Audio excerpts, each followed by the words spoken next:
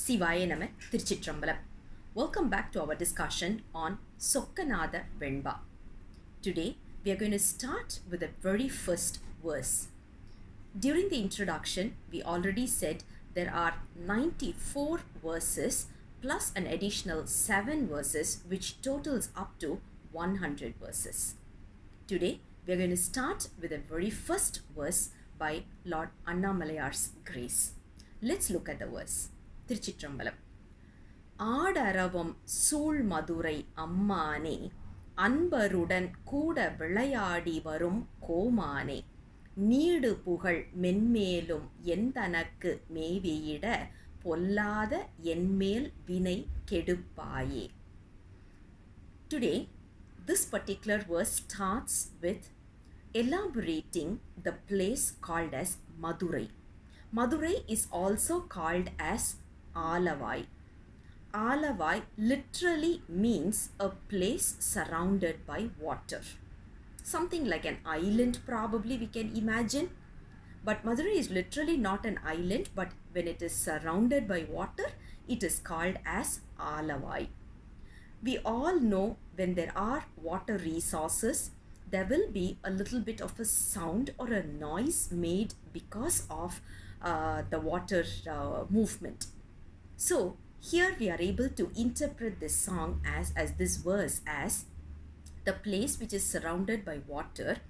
It is always, we are able to hear the noise of the water movement, and Lord Siva is performing his cosmic dance in this location called as Madurai. We all know cosmic dancer is there in Chidambaram. Madurai is another place where he performs a beautiful dance, and when Chidambaram is called as the sabai which is made of gold, or the place which is made of gold, whereas in Madurai it is called as the place which is made out of silver. So that is why it is called as Velli Ambalam. Ambalam means the place where you can perform, a stage or a performance place. So it's made of silver, so it is called as Velli Ambalam. Lord Siva performs his dance but with a other leg. We all know in Chidambaram, his left leg is the one which is swaying, whereas here the right leg is the one which is swaying. That is why this place has also got a bit of a significance in Saivism. The second meaning for Aadaravam sool Madurai is, we can also interpret it as, due to the cosmic dance that Lord Siva is making, because of the dance that he's performing, the noise is coming from there, and this place is filled with the blissful sound made due to the cosmic dance. The third meaning is something which is very common and which is very prominent to this place, which is made out of the 64 Thiruvilayadal Puranas, where Lord Siva was playing with various devotees. One of such a play that we are able to see from Madurai is when the king or in that particular place wanted to know what is basically, any country or any place, we need to mark the territory, isn't it? When the king was not able to mark the territory for Madurai, he asked Lord Siva's help. And Lord Siva took his bracelet, which is nothing but a snake, asked the snake to go around and show the territory for Madurai, and that is why it is called as Aadaravam sool Madurai. Aravam means snake. The snake which is dancing, Aadu means dancing. So the snake which is dancing, because a snake cannot stand still, isn't it? So it keeps moving, and that showed the boundary or the territory for Madurai.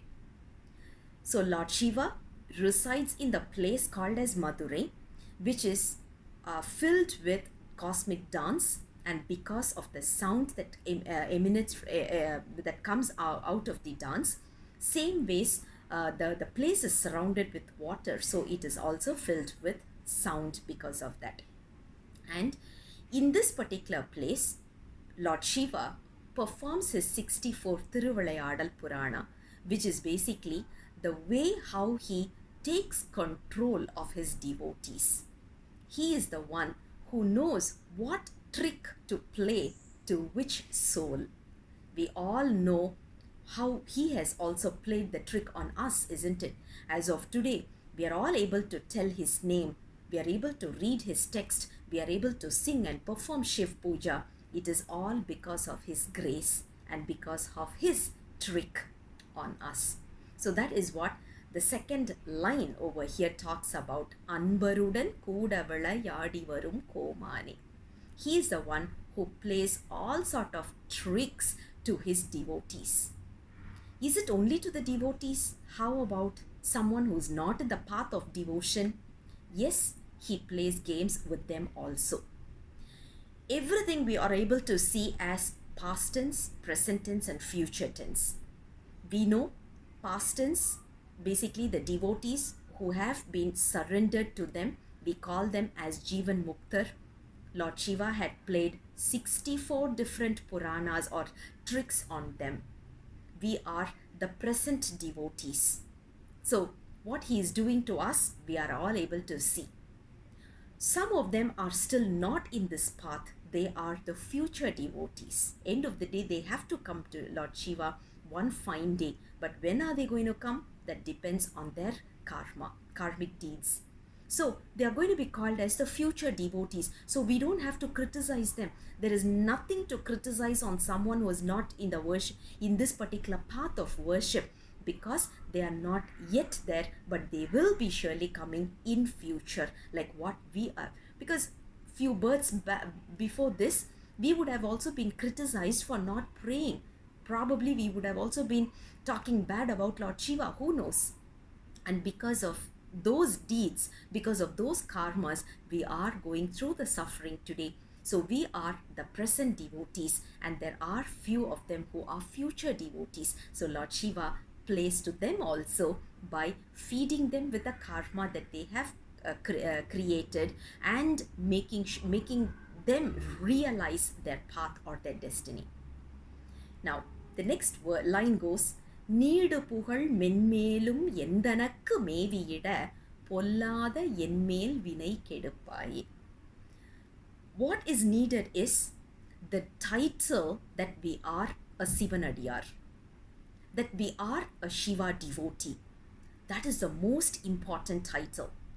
Whatever we have accumulated professionally, whatever we have accumulated due to our profession or due to our education or whatever, the background, family background, race, nationality, whatever it may be, the second we are dead, we are going to lose all those titles and we are going to be called as a dead body. Even we will lose our name.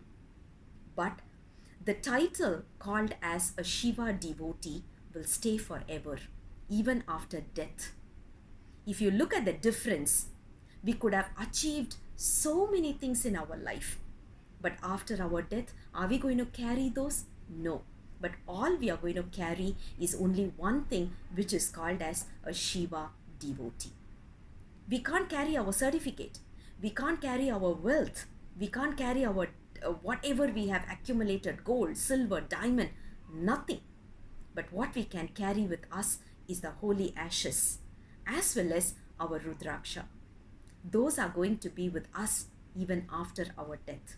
That tells us the real permanent title that we need to long in this world is the title called as Shivanadiyar. And how are we going to get that? Only due to our karma. We need to let go of our karma. We need to, as in Lord Shiva has to burn our karma so that we can get this title called as Shivanadiyar or Shiva devotee. And it is only by his grace that it is possible. All we can do is pray to Lord Shiva to give that title, the permanent title called as Shiva devotee. Other than that, nothing else we can do. Nothing else we can possibly do in this birth, not only in this birth, in how many ever births we are going to take. All we can do is pray to Lord Shiva to give us the clarity, to give us the title, to give us the ever permanent happiness, which is his lotus feet.